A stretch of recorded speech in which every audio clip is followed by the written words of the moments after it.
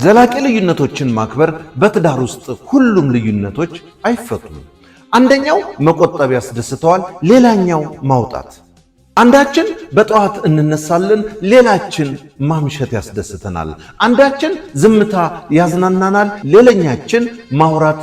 እነዚህ ስህተቶች ሳይሆኑ ዘላቂ ልዩነቶችና የትዳራችሁ መለያ ቀለሞች እንጂ።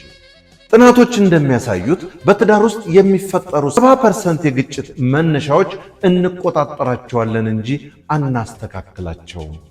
በምሳሌ እንመልከተው። አንደኛው ሰው የሆነ ገንዘብ ሲገኝ ለችግር ቀን እንዲቆጠብ ሲፈልግ፣ ሌላኛው ስለመዝናናትና ግዢ ስለማድረግ ያስባል። ግጭቱ ገንዘብ እየባከነ ነውና እንዳልደሰት እየተጨቆንኩ ነው የሚል ይሆናል። አንደኛው ለማሸነፍ እየሞከረ ከሆነ ጸቡ ይደጋገም ይሆናል እንጂ መቼም አይቆምም። ምክንያቱም የነዚህ ልዩነቶች መነሻ የማንነትና የመሰረታዊ እምነት ውጤት ነው። ይህን ለመፍታት አንዳቸውን ለመቀየር ከመሞከር ይልቅ በስምምነት ገቢን ለቁጠባና ለመዝናኛ ብለን ማስተካከል ይቻላል።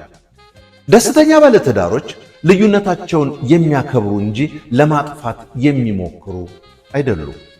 አስተውሉ፣ እንዋደዳለን ማለት ተመሳሳይ ነን ማለት አይደለም። ፍቅር ስለመመሳሰል ሳይሆን በመከባበር የተያዘ ልዩነት የሚከበርበት እንጂ። እናንተስ በትዳራችሁ ውስጥ ያለ የትኛው ልዩነታችሁን ለጸብ ሳይሆን ለማክበር ትፈልጋላችሁ? ትረስት ፊዚዮሎጂ እንዳዘጋጀው በለጠ ሸቴ ዘሀገረ ኢትዮጵያ እንዳቀረበው